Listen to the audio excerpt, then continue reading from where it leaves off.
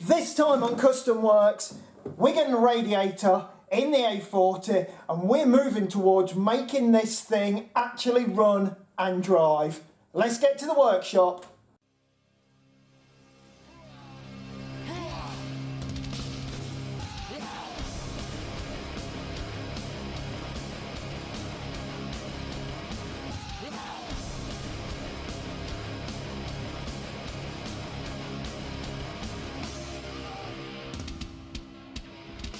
Okay, so what I'm going to be doing today is fitting the radiator in the Austin A40.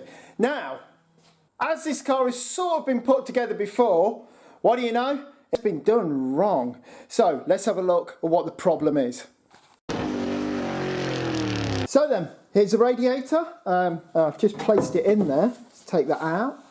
So if we look in, someone has had a go at this before, and we have got these rubbish little brackets just bolted into the flimsy fiberglass both sides.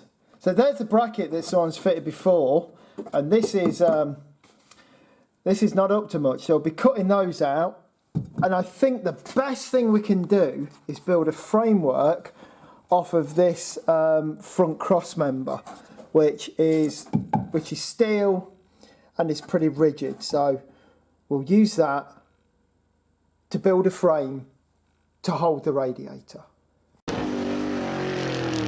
This radiator, this is how it came, and it had this fan on this side, and at the time it didn't say blow on it. I've done some experiments. I hooked this up to a battery and I'll just put some power to it. So here it is with the electric fan running, and here, as I put there, it blows from this side, meaning it is sucking from the other side. If this side's blowing, the other side's sucking. But it was attached to this side of the radiator. I thought, that cannot be right. Because on this side of the radiator, this side of the radiator's got the pipes. Obviously that's going to face the engine. So what we want is this fan actually mounted, as usually they are, on this side of the radiator. Then it is sucking the air from the outside, it's drawing it through the radiator, and any other air it is blowing on the engine. How it was before, as the air came into the engine, it would have been blowing it back out the front of the car. And that ain't going to work. So we need to mount this fan, and then we need to mount all of this to that bottom cross member on the engine, and mount the radiator with the cap of the radiator above this, which is the top, where the water goes in and into the pump. So we need our top of our radiator to be above there, and then the bottom hose will fit just down here. This is just a Obviously this is just a Ford Pinto engine, which I'm sure you've all already identified. So let's get to work. Let's get this radiator mounted in the front of the A40, and let's get a little bit further to have this as a working car. Okay then, so first off, let's cut all those old brackets out, get things cleaned up.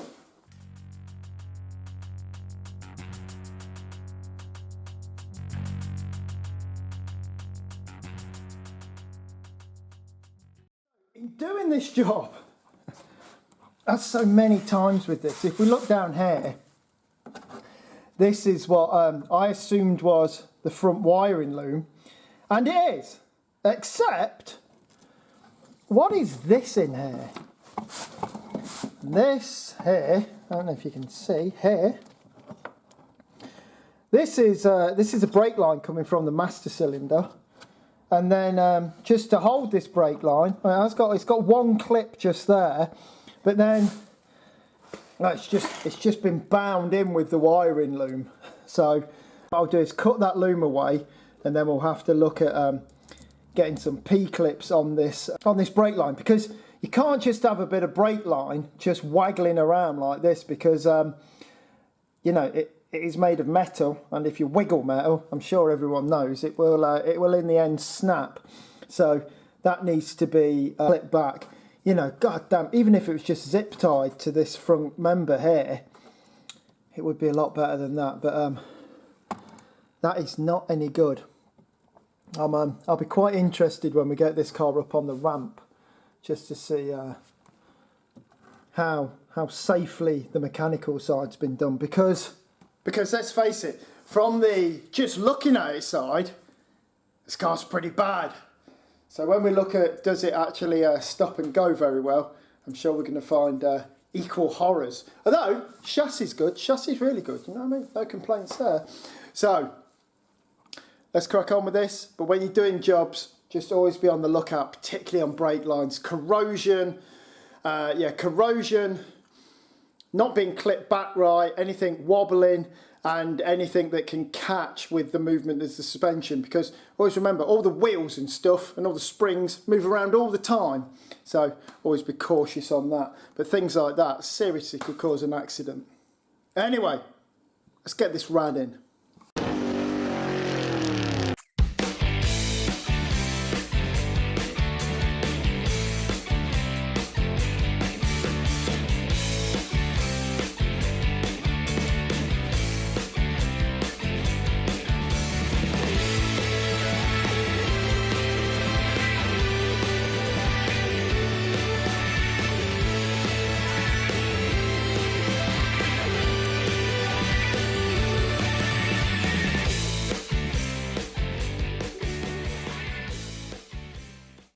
Okay then, so I've put these 2 bits of flat steel across there, and then I've tapped them so they go in nice with these Allen bolts on the other side, and also I've drilled and tapped them here so that the fan attaches to this rather than being like tied through the radiator. What I'm going to do now, offer it up into the car and see if we can pick up these points to hold it off of the cross member that runs right down there. I've mocked up the radiator in the front of the A40, and it was very odd that that fan had been mounted on the front. And when you ever find odd things with an unfinished project like this, there's always a reason. And the reason is that, I don't know if you see down there, but wow, it is tight, really tight. I've got this packed off on this piece of timber, but we can see, you know, where we've got to get the hose on there. This is super tight to get it under the actual front of the bonnet. So what I've done, I've lifted the radiator up quite a lot, and luckily we've got a very tall bonnet on this, so that fits. And I'm going to make these brackets now from this tubing, which I will pack off with this flat to there, and then that'll bolt to that cross member we were looking at earlier. Of course, all of this could have been sorted out, because if we look to the back of the engine, between the back of that rocker cover and the bell housing down here, there's just a ton of room. There really is no need for this to be that tight. You know, the engine should have been further back, but for whatever reason, they've not done that. And then the radiator barely fits within the body. This is a very familiar story on this build. Anyway, I'll get that welded up and we will get it to fit.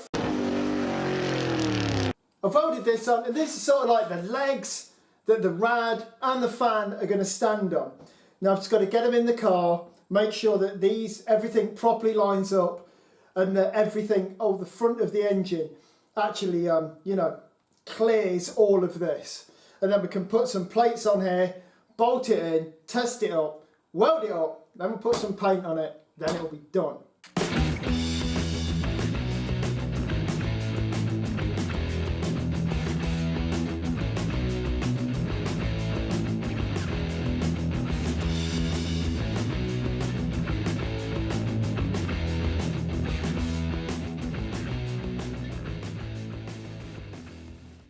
Okay, so the framework's all done.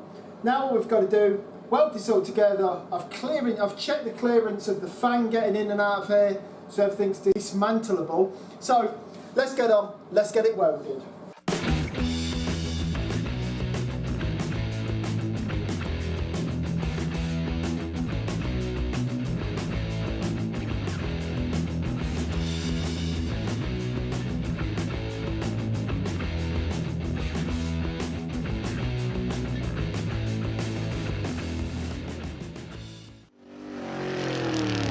Okay then, so here it is, all welded up, and what we're going to do now is we're going to give this a coat of etch primer and then just rattle can it in black, and then it'll be ready to fit in the car and hold that radiator forevermore.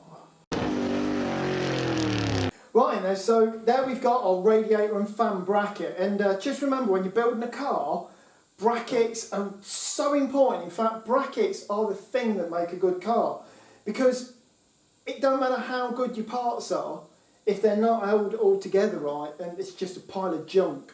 And something like this will hold everything, everything's nice, and it will just work for years and years. Really worth taking time over the brackets. Now, paint's all dry, put everything back together.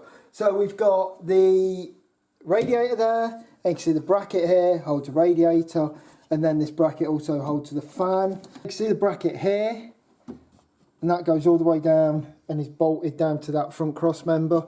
And we've piped it up now, so we've got this top hose, and I've had to do, it's very difficult to see, but right down there is the bottom hose. And you know, anyone who's working on a Pinto, why that bottom hose off the bottom of the water pump comes out and you've got to go through where the fan belt is, what a nightmare. And because I've had to lift this up a bit, I've had to put like a bit of a dog leg in the hose, but I don't know if you can see, it's down there. I had to do it in 2 pieces. So we have the radiator in position. And like I've said before, take your time, make your brackets, everything comes out a lot better. And what was on here before with that sort of thin, wobbly little bracket that was going to hold it, that was never going to work. You know what? I might even still put another bracket on the top of here, just in a diagonal, maybe back to the inner wing, just to help it so it never wobbles. But for now, it's in there, and most importantly, it fits nicely under the bonnet. So that's it for this week. Next week we'll be doing some more bits on this, maybe even doing a bit on the standard. I don't know yet, see how the weather goes. Anyway, between now and then, click subscribe. Click the bell icon for regular updates. Leave a comment down below and give us a big thumbs up. Until next week, thank you very much and good night.